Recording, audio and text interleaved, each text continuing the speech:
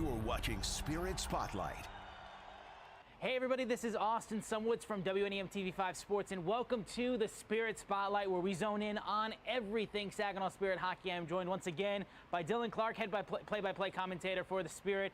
Guys just came off a back-to-back rivalry weekend against the London Knights, where they went 1-1 against the Knights, and now they're hitting the road yet again. Another long road trip for the Spirit. They open up first on Friday at Guelph, and then they take on the Steelheads on Saturday. Talk to me real quick, just coming out of that rivalry weekend. It felt like a rivalry weekend, and for the Spirit to get one win out of that, just how big was that for the team? Yeah, I thought that win on Friday night was probably the best road win of the season to this point. 4-2, they didn't have really any power play chances or anything like that. The game was won and lost at 5-on-5.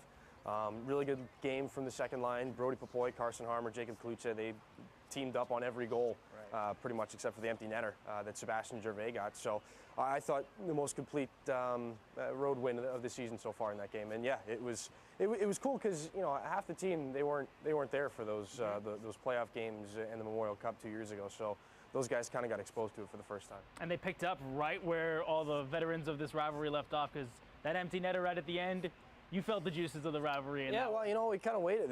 There was really nothing else before that. I was a little confused. I didn't know which series I was watching at first, because you anticipate all the penalties and disagreements and stuff after the whistle, but no, they saved them all for the end. 11 10-minute misconducts in the last 30 seconds of the game. That's a lot. Yeah. So no, I think it was saved all for the end there, and then there was a little bit more dislike, 10 power plays in the game here at the Dow Event Center on Saturday. So that was a little bit more par for the course. A little bit more par for the course. Obviously, the Spirit looking to get back on the winning ways with the Guelph Storm on Friday. Talk to me a little bit just about the road trip and just how the Spirit are kind of gearing up. They had a very busy work on the ice with them, just running laps down the ice right now. They just seem like they're really getting geared up for this road trip. Yeah, we're getting close to halfway through the season right now. So it's the standings get a little bit tighter. They're trying to move their way up. This Guelph team, they just won the right to host the Memorial Cup in 2027. So exciting times for them. They're wheeling and dealing, making some trades. So and they've picked up some pretty good wins here in the last little bit. So it'll be, I want to say, just our second. It'll be the last trip to the Sleeman Center here on the season. Played a lot of games already, man. They all kind of blend together. I had to double check to make sure that we've been there before. But yeah, second trip to Guelph this year, and then Brampton, the Steelheads. They just spoiled Brantford's unbeaten streak. Yes, 23 games unbeaten, and the Steelheads were the ones to snap that. So they're feeling good right now as well. No doubt about it. Now, we spoke today with Saginaw Spirit forward Nikita Klepov.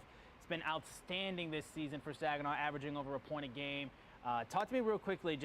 He's been able to contribute, whether it's scoring, whether it's been getting assists on the board right now. Just seems like he's such a true asset of this team. We've talked about him already this year, but it just seems like every time he takes the ice, he's able to contribute so much for the squad. Yeah, just getting back from the CHL USA Prospects Challenge, hopped back in, and November for him, he was at a point a game, 11 points in 11 games. By his standards, it's a little bit less explosive than what we saw at the beginning of the season, and that just tells you how much scoring ability there is there. I expect that we're going to see a little bit more from him coming up here in a little bit.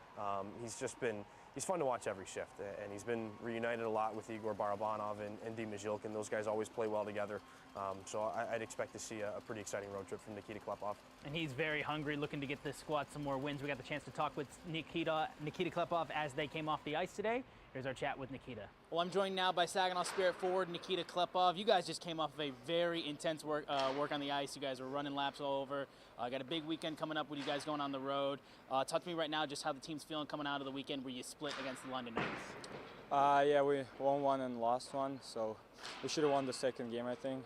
We were pushing hard, so we got to get more consistent now and start winning a lot of games. Talk to me real quick. That was kind of your first experience with this Saginaw-London rivalry. What did you kind of take out of just this rivalry that the Spirit have with the Knights? Yeah, you prepare for every game, but this is for sure a special one, and everyone is in the room talking about it, and you just get mentally and physically ready for that, and very exciting games. And you got brought into Saginaw from the import draft this summer. Talk to me right now, just going into the month of December, how you kind of adapted to the league, adapted to playing here in Saginaw. Yeah, here's a great coaching staff, helps me to adapt pretty quick, and teammates help me to adapt pretty quick too. So just as I said, got to start winning hockey games now. Talk to me about just the way that you came out of the gate and you made your case to the fans here, just with the way that you came out scoring.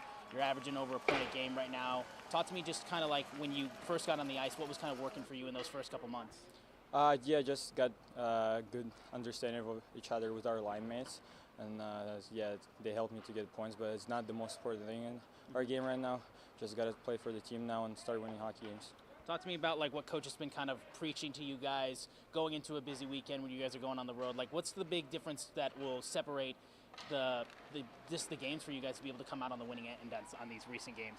Yeah, it's nothing different. You just got to work hard every game, and that's what our coaches are telling us. And as I said, we're pretty close right now, but we just got to push a little bit more harder and got to go on the winning stretch here. Talking about just you in the future, I know coming up pretty soon in your career, you've already announced your commitment to play at Michigan State. So getting comfortable playing here at Michigan, just like, can you tell me like when you made that commitment last year, like what was the kind of decision going behind you joining the Spartans in the future? Yeah, I think it's just the right spot for your development, and obviously NCAA is getting better and better every year. So I think it's going to be a great opportunity for me to show myself and just play hard. What would you say is just like a big descriptor of like just hockey in this area? Because I feel like a lot of people just see the talent that comes out of this area, especially in the OHL. Can you describe like what this kind of opportunity has brought to you, just being able to improve your game? Yeah, I'm very lucky to get in Saginaw. It's a great organization with a great coaching staff and great hockey team, and obviously fans helps us to play every day. And yeah, I just love being here, and hopefully, as I said, we're gonna push a little bit harder and start winning a lot of games. You guys got your next game against Guelph coming up on Friday. Can you talk to me kind of like going into that game, like what that team kind of provides in terms of challenges for this team and how you're going to come out with a win? Yeah, we're pretty close in the standings, so it's a very important game for us. And hopefully we're going to start our winning streak from this game. Awesome. Nikita, thanks so much for your time. Thank you. Well, Nikita clearly looks like he's locked in for this road trip, trying to get this team back into the winning squad. And again, busy weekend with them getting the Steelheads on Saturday and then the Storm on Friday. Now, another guy that's had a really good month just coming into this year, Sebastien Gervais. I mean, what a month he had just this past month. I mean, talking about some really great chances of him just putting up points for the squad. Can you tell me just what you've seen out of him specifically? Yeah, he's been a depth scorer here for the last 4 years now, and right now he finds himself top 5 in scoring. He was a point per game through 12 games in November, and he's become he has been for a long time, but he's one of the pieces of the backbone of this hockey team. And he's playing his finest hockey of his junior career right now. It's been really exciting to see. A lot of fun, goals in consecutive games, and he's a kid that you can plug anywhere in the lineup. You can have him play the wing, you can have him play center, play up, down the lineup, wherever, and you know what you're going to get from Sebastien Gervais. And especially this time of the year, we're getting close to the halfway point.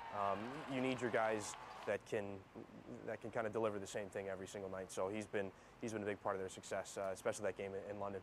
Is it very hard? I mean, it seems like guys that can play, like you said, plug and play, different positions. It seems like a tough thing to find, especially in the OHL, just young guys that can slot in. Like, is that something that like is a huge strength of just his game, being able to just do whatever's asked of him to do, honestly? Yeah, he's more unique in, I think, just the all-around skill sets that he can bring. At this level, you're looking to see what you can get out of guys, so you might put him in different spots just to see exactly how they react, because they are so young and they're still developing, and they're still a pretty raw product. So I think for Sebastien, he's maybe a little bit more developed. He's an overage player. He's 20 years old here, so he's got that, like I said, more rounded skill set. And coming up here, he's sitting just shy of 300 games. The Spirit record is 302. So pretty soon, coming up in the new year, if everything goes well and he's able to stay healthy, he's on track to be the longest tenured Spirit player in history. Which is an awesome stat line for him. We can't wait to see him hit that milestone.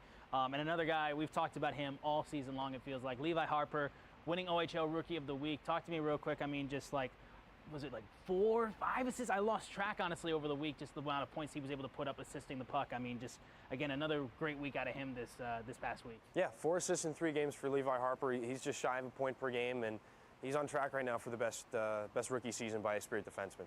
Zane Parek's record was at 37 points. Levi's getting close to 30 right now as it goes, and we're just barely into December. So that's kind of another deal, looking like Sebastien Gervais. If he stays healthy, things are on track to be very exciting here come the new year. So good to see another accolade, another feather in his cap. I mean, he's been getting a lot of attention, and he's not draft eligible until next year either. So we'll get to see a lot of Levi Harper still. 100%. Now, real quickly, we mentioned on the Storm game, talking about the Brampton game against the Steelheads on Saturday. Can you real quickly talk about, I mean, they're a team that's in the mix as well in the standings, another team that's going to be a good challenge for the Spirit on the road, kind of what the game plan might be for them coming up on Saturday? Well, the Eastern Conference, it's got its spots that are pretty wide open right now, and Brampton's unique in the fact that the Spirit only see them twice. This will be the first meeting of the year. It's not the same Brampton team of a couple of years ago that had Porter Martone and all those guys on it, Carson Rakoff. So they're going to be looking, I think, like a lot of teams, they're going to be looking at their depth scoring a little bit more. All right. Well, I mean, it's going to be a busy week until we get the Spirit back here at the Dow Event Center, but they're looking to come out on the winning side of things, picking up a win hopefully in Guelph and in Brampton. So, Dylan, once again, thank you so much for your time. We're excited to see what the Spirit do this weekend. Yeah, and I'm Austin Sumowitz with WNEM TV5 Sports. This has been the Spirit Spotlight. Go Spirit.